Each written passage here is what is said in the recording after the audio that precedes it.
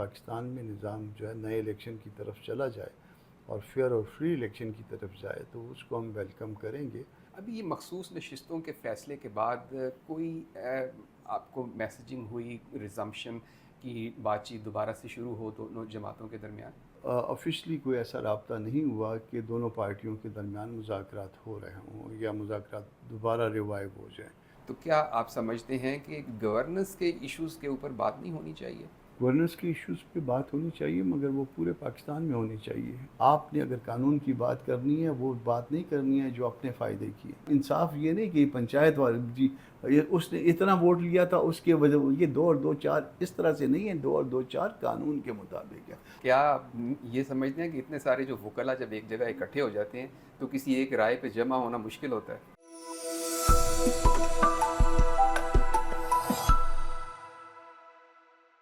بسم اللہ الرحمن الرحیم، السلام علیکم۔ وی نیوز ایکسکلوسیو کے ساتھ میں ہوں فیصل کمال پاشا۔ ناظرین، اس وقت ملک میں سیاسی اور قانونی دونوں محاذوں پر کافی دلچسپ صورتحال ہے، اور خاص طور پر خیبر پختونخوا کے حوالے سے ایک جو مخصوص نشستوں کے فیصلے کے بعد جو اسمبلی کی صورتحال ہے اس میں جو تبدیلی آئی ہے، تو جو سیاسی صورتحال ہے وہ کافی اس وقت والیٹائل ہے۔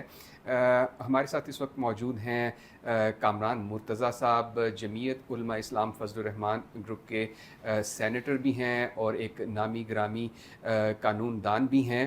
تو دونوں حوالوں سے، یعنی سیاسی حوالے سے بھی اور قانونی حوالے سے اس موضوع پر بات کرنے کے لیے ایک بہت ہی ریلیونٹ شخصیت ہیں۔ سر، بہت شکریہ آپ کے وقت کا۔ سر، سب سے پہلے تو یہ بتائیے کہ ہم نے جو ایک ابتدائی طور پر تو یہ مولانا فضل الرحمان صاحب کے بیانات بھی سنے کہ جمعیت علماء اسلام فضل الرحمان جو ہے وہ خیبر پختونخوا میں حکومت کی تبدیلی میں دلچسپی نہیں رکھتی، لیکن کیا یہ صورتحال کسی وقت تبدیل بھی ہو سکتی ہے؟ یقیناً اس وقت تک، آج تک میں آپ کو بتا رہا ہوں کہ آج تک ہماری کوئی تبدیلی کی خواہش نہیں ہے خیبر پختونخوا حکومت کی۔ ہاں، اگر پورا نظام پورے پاکستان میں نظام جو ہے نئے الیکشن کی طرف چلا جائے اور فیئر اور فری الیکشن کی طرف جائے تو اس کو ہم ویلکم کریں گے۔ اس میں خیبر پختونخوا بھی آئے گا، اس میں بلوچستان بھی آئے گا، سندھ بھی آئے گا، پنجاب بھی آئے گا اور مرکز بھی آئے گا۔ تو ہم اس کی خواہش رکھتے ہیں اور ہم اس میں چاہتے ہیں کہ فیئر اور فری الیکشن ہو اور یہ ہائیبرڈ نظام کا خاتمہ ہو، مگر کسی خاص صوبے کی حکومت گرانا اور یہ میرا خیال ہے کہ کوئی اتنی کوئی خاص بات نہیں ہے، اور اس کا فائدہ جو ہے نا الٹیمیٹلی کوئی بھی نہیں ہوگا۔ اس میں آپ غیر ضروری جو ہے نا اس میں کام میں لگ جائیں گے۔ اچھا سر، پاکستان تحریک انصاف اور جمعیت علماء اسلام کے درمیان مذاکرات جو ہیں وہ شروع بھی ہوئے، ختم بھی ہوئے، تعطل کا شکار بھی ہوئے۔ ابھی یہ مخصوص نشستوں کے فیصلے کے بعد کوئی آپ کو میسیجنگ ہوئی ریزمپشن کی بات چیت دوبارہ سے شروع ہو دونوں جماعتوں کے درمیان؟ میرے علم کے مطابق جو ہے نا وہ کوئی ایسا رابطہ جو ہے گو کہ ہیں، مگر اس کو آپ غیر رسمی رابطے کہہ سکتے ہیں، آپ اس کو نجی رابطے کہہ سکتے ہیں، مگر آفیشلی کوئی ایسا رابطہ نہیں ہوا کہ دونوں پارٹیوں کے درمیان مذاکرات ہو رہے ہوں یا مذاکرات دوبارہ ریوائیو ہو جائیں۔ صورتحال اسی طرح سے ہے۔ وجہ اس کی یہ ہے کہ وہاں سے کوئی فیصلے شاید ہو نہیں پاتے، یا جو ہوتے ہیں وہ کوئی ایسے نہیں ہوتے کہ جس میں جو ہے نا جس کے اوپر اعتماد کر کے آگے بڑھا جا سکے، تو پھر اس میں بہتر یہ ہے کہ اپنے طور پہ چلا جائے۔ جی جی، پاکستان تحریک انصاف کا ماضی میں ہم نے دیکھا کہ ان کی بڑی سخت قسم کی ایک تنقیدی رویہ رہا ہے جمعیت علماء اسلام کے بارے میں۔ تو ابھی کچھ عرصہ پہلے ہم نے دیکھا کہ انہوں نے اس سے تھوڑا سا انہوں نے مائلڈ بھی کیا اپنے رویے کو جمعیت کی طرف۔ تو ابھی اگر پاکستان تحریک انصاف یہ خواہش ظاہر کرتی ہے آپ کے ساتھ چلنے کی، تو کیا رسپانس ہوگا؟ جس وقت ان کی خواہش تھی اس وقت ہم نے کچھ ایشوز ان کے سامنے رکھے تھے اور کہا تھا کہ ان ایشوز پہ جو ہے وہ ہمیں اپنی پالیسی بتائیں، ہمیں اپنا سٹانس بتائیں۔ تو وہ ایشوز جو ہے وہ ایک دوست نے تو کہا کہ جی خان صاحب اس کے لیے جو ہے نا تقریباً تیار ہیں۔ وہ تقریباً والا معاملہ میری سمجھ میں تو نہیں آیا تھا۔ پھر میں نے ان کو کہا کہ آپ اس کو واٹس ایپ کریے جو کچھ بھی آپ کہنا چاہ رہے ہیں تاکہ میرے پاس ایک ریکارڈ کا حصہ ہو. تو بھی انہوں نے واٹس ایپ نہیں کیا. پھر میں ایک دن اسد کیسر صاحب کو سن رہا تھا کیونکہ مذاکرات پی ٹی آئی کی طرف سے وہ ہیڈ کرتے تھے, تو ان کو سن رہا تھا. تو ان کی طرف سے انہوں نے کہا کہ جی جو باتیں ہم نے جو ہماری ڈیمانڈ تھیں وہ تو خان صاحب تک کنوے نہیں ہوئی. تو مجھے سمجھ میں نہیں آیا کہ ایک ساتھی نے کہا کہ کنوے بھی ہو گئی ہیں اور 2 دفعہ انہوں نے مجھ سے دوبارہ ریپیٹ بھی کروایا سب کچھ, کسی کو شاید سنوا رہے تھے. تو پھر اس کے بعد انہوں نے کہا کہ تقریباً خان صاحب اس پہ تیار ہیں. پھر اس کے بعد دوسرے دوست نے کہا کہ وہ تو کنوے نہیں ہوئی ہیں. تو جب یہی صورتحال تھی یہ پارٹی کے سامنے ہم نے رکھ دی ہے, اور جب رکھ دی تو انہوں نے کہا کہ فی الوقت جو ہے یہ ممکن نہیں ہے کہ ہم اکٹھے چل پائیں, کوئی کلیئرٹی نہیں ہے. تو پھر ہم نے ان کو احترام کے ساتھ یہ بات کنوے کر دی تھی. اچھا سر, خیبر پختونخوا میں سیاسی بحران تو ایک الگ چیز ہے, لیکن گورننس کا بحران بھی خاصا گھمبیر ہمیں نظر آتا ہے. جمعیت وہاں پر ایک اسٹیک ہولڈر ہے وہاں کے نظام حکومت کے اندر. تو کیا آپ سمجھتے ہیں کہ گورننس کے ایشوز کے اوپر بات نہیں ہونی چاہیے؟ گورننس کے ایشوز پہ بات ہونی چاہیے, مگر وہ پورے پاکستان میں ہونی چاہیے. کرپشن خیبر پختونخوا میں بہت بڑی ہے, بہت بڑے بڑے جو نا اسکینڈلز آ رہے ہیں. گورننس کا ایشو آپ دیکھ لیجئے کہ یہ سوات میں جو نا اتنا بڑا حادثہ ہوا, لوگ ہاتھ ہلاتے رہے, چادریں ہلاتے رہے, سب کچھ کرتے رہے اور مرتے رہے, ایک ایک کر کے جو ہے نا بہتے رہے. تو سب کی آنکھوں پہ بھی پردہ تھا, کانوں میں بھی جو نا کوئی انگلیاں ٹھونسی ہوئی تھیں. انہوں نے کسی کو سمجھ میں بھی نہیں آیا, نظر میں بھی نہیں آیا. مگر یہ صورتحال تو آپ کے باقی صوبوں میں بھی ہے. پنجاب میں واقعہ ہوا, وہاں پاک پتن میں, اور وہاں پہ کئی جانیں بلکہ اس سے زیادہ جانیں پاک پتن میں چلی گئی. پھر سندھ میں واقعہ ہوا, یہ جو عمارت گری ہے اس میں بھی جو نا اس سے بھی زیادہ جانیں چلی گئی. تو یہ ایشو جو ہے نا پورے پاکستان میں ہے, کرپشن کا ایشو بھی اور یہ جانے کا بھی ایشو. تو گورننس کا ایشو لے لیں تو آپ کو تو پھر پورے پاکستان میں جو ہے نا وائنڈ اپ کرنا پڑے گا سارے معاملات کو. اور یہ چیزیں اس وقت تک کامیاب نہیں ہوں گی جب تک فیئر اور فری الیکشن نہیں ہوں گے اور ایک اصل نمائندہ حکومت نہیں آئے گی اور اس کو چلنے نہیں دیا جائے گا. اس وقت تک یہ پاکستان کے معاملات اسی طرح سے روتے دھوتے چلیں گے. اچھا سر, ابھی حال ہی میں مخصوص نشستوں کا فیصلہ آیا. بینگ ایک سینئر قانون دان آپ سپریم کورٹ میں بھی پیش ہوتے ہیں. سر یہ بتائیے کہ آپ اس فیصلے کو کس نظر سے دیکھتے ہیں, اور کیا آپ سمجھتے ہیں کہ اس میں انصاف ہوا ہے؟ 2-3 باتیں ہیں. پہلی بات تو یہ ہے کہ یہاں انصاف کا مطلب یہ ہے کہ انصاف قانون کے مطابق.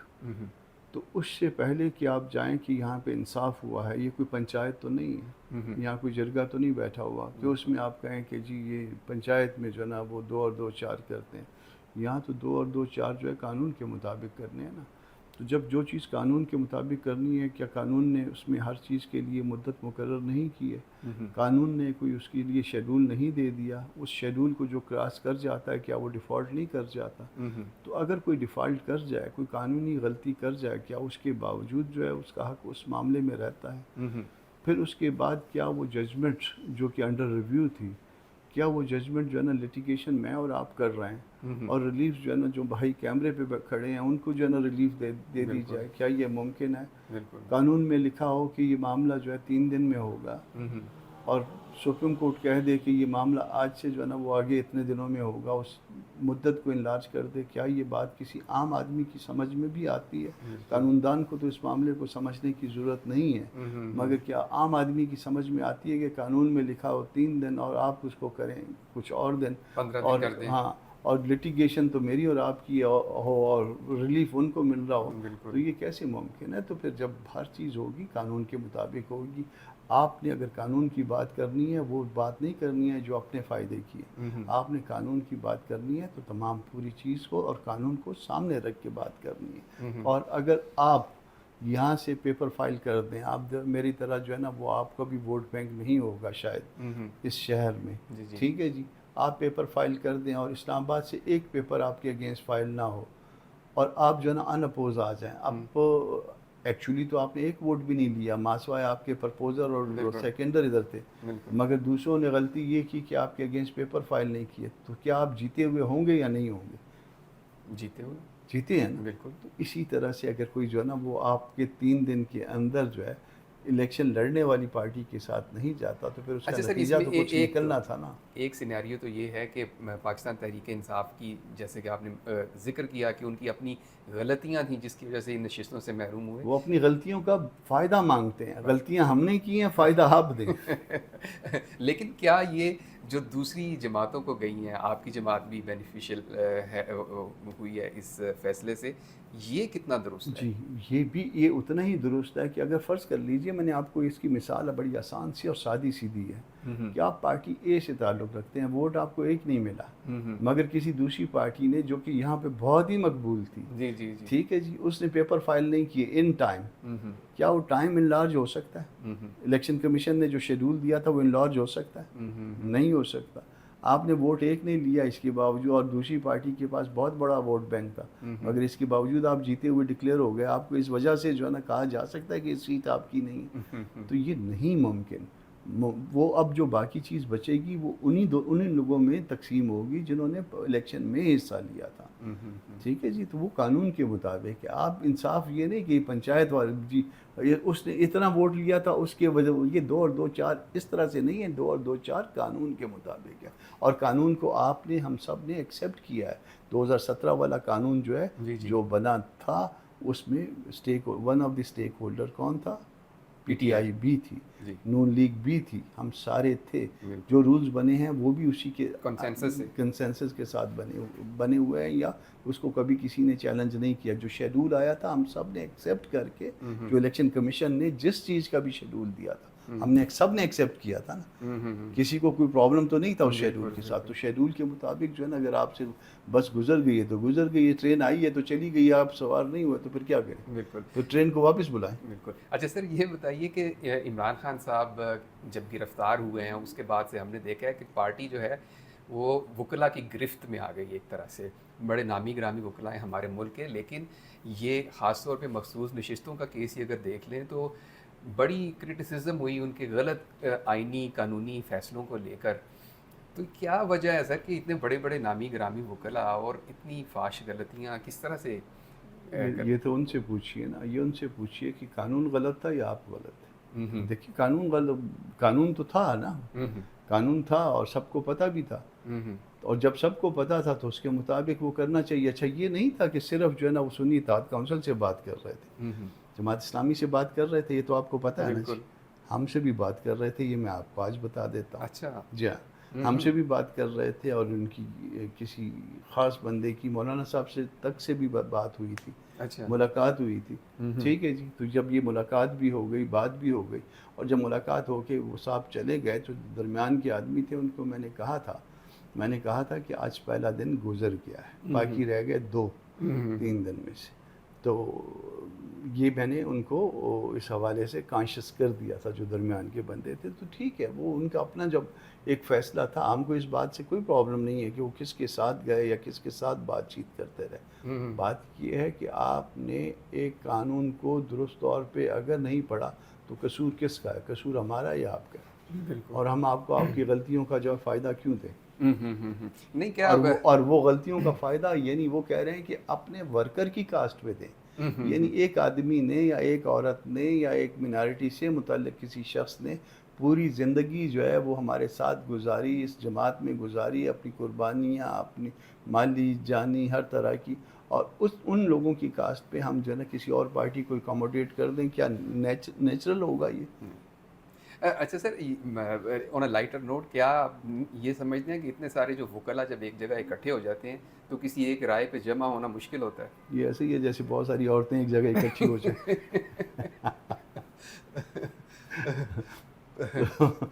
وہ رائے میں کوئی نہ وہ اس میں بس اتنا ہی اس کے لیے کافی ہے. اچھا سر، یہ بتائیے گا کہ اس وقت بہت سارے جو وکلا ہیں ان کی رائے یہ ہے کہ جو سب سے بڑا ایشو ہے وہ 26ویں آئینی ترمیم ہے، اس کا کیس سماعت کے لیے مقرر نہیں ہو رہا اور اس کو ہونا چاہیے. وہ جب تک سالو نہیں ہوتا تو یہ ججز کی سینیورٹی کے ایشوز اور یہ سارے ایشوز جو ہیں یہ چلتے رہیں گے. آپ کیا سمجھتے ہیں؟ ایسا ہے کہ 26ویں ترمیم جو آئی ہے وہ کہ اس میں پارٹ اینڈ پارسل تھے، پی ٹی آئی چھوڑ دیتے ہیں 1 منٹ کے لیے کہ وہ مخالف تھے اور سارا کچھ جو وہ کہتے ہیں 1 منٹ کے لیے مان لیجئے کہ پاناما والا کیس اس کا فیصلہ آئیڈیل تھا، ہاں یا نہ؟ نہیں، 26ویں ترمیم سے پہلے آیا تھا بعد میں آیا تھا؟ پہلے آیا تھا۔ جس فیصلے میں باجوہ صاحب کو ایکسٹینشن دی تھی جی جی جی، کھوسو صاحب نے، بالکل وہ آئیڈیل فیصلہ تھا؟ نہیں، کیا سپریم کورٹ اپنے کسی چپڑاسی کو بھی ایکسٹینشن دے سکتی ہے؟